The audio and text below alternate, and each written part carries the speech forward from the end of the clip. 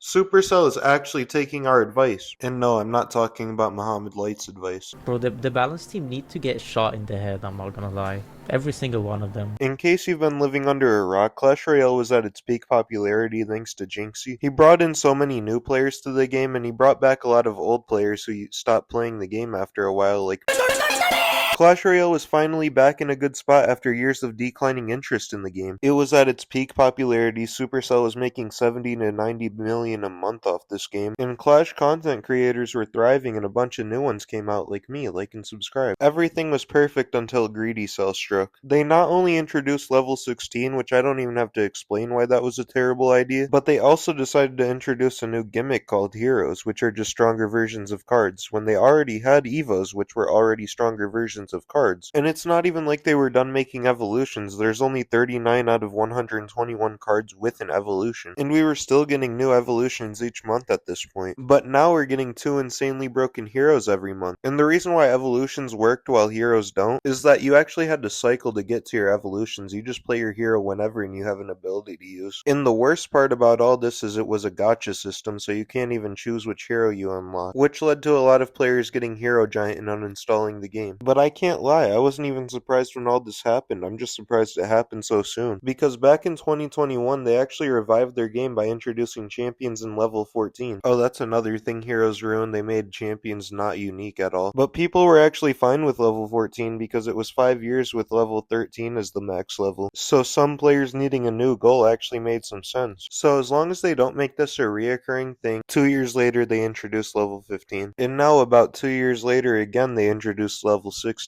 So expect level 17 by 2027 or 2028. But after this terrible update of December 2025, the game started dying quickly. Clash creators tried making good content to keep the game alive, but if you talk bad about the game at all, they'd copyright strike you and maybe take down your video. That practice sounds kind of similar to... Maybe that video wasn't exaggerating. The breaking point for Clash was when the CEO thanked the dev team, which all suck at their jobs by the way, and Michael Bolton of all people, instead of, I don't know, one of the biggest streamers to ever touch your game, who single-handedly saved your game and brought fucking Mr. Beast to the game. But nah, Michael Bolton deserves the praise. This led to Jinxie being done playing this pay-to-win slop game, and a lot of bigger Clash creators boycotting the game, like Ian77 and Riley not even participating in the English versus Spanish creator tournament, which made Supercell have to delay the tournament actually. But none of this mattered until the CEO realized he was making $70 million in October and November and only $30 million in January. So now Clash Royale is desperately trying to save the game. They tweeted out saying they've heard our feedback and are making some changes to make improvements to the game. And not gonna lie, from what I've seen, these are some great changes that we're gonna be seeing. Like no more duplicate cards, because these crystals were not rewarding at all when you get duplicate cards. Like at least level 15 gave you wild cards. But now Supercell's saying you won't be getting any duplicate cards until you have at least 60 max level cards, which does actually speed up progression a lot more than you might think. You can now unlock heroes at Arena 5, and they're even giving away free heroes to all players who missed the first hero giveaway. It's available for the next 3 months, and more importantly, you can choose whatever hero you want now. That's right, they finally removed the gacha mechanics for unlocking heroes, so now you can actually get what you want. And on top of that, it's going to be a lot easier to unlock heroes, because now you're guaranteed at least 75 hero shards in the free Clash Pass, which is so much more than the usual 20 to 30 I've gotten each season. They also said they're going to improve the rewards of 5-star lucky drops, which is great because I haven't been excited about getting one in months. But we don't know what the improvements are, so we gotta wait and see what they are first. And I'll have a video explaining what the improvements are when they actually release them. They're also finally going to bring back new evolutions in April, and then either a new hero or new card in May. And then on top of that, starting in June, they'll rotate between releasing heroes, evos, and new cards each month. This is actually a really good idea, making each season less predictable, and it actually gets me excited about Clash. And by far the best change they're making is removing a hero slot and evo slot and combining them into one. So now you have one hero slot, one evo slot, and one slot for either a hero or evo. So now games will feel less chaotic and easier to keep track of everything in you and your opponent's hand. These are all incredible changes. I don't know if it's enough to save the game, but it's a good start, and I'm glad they're at least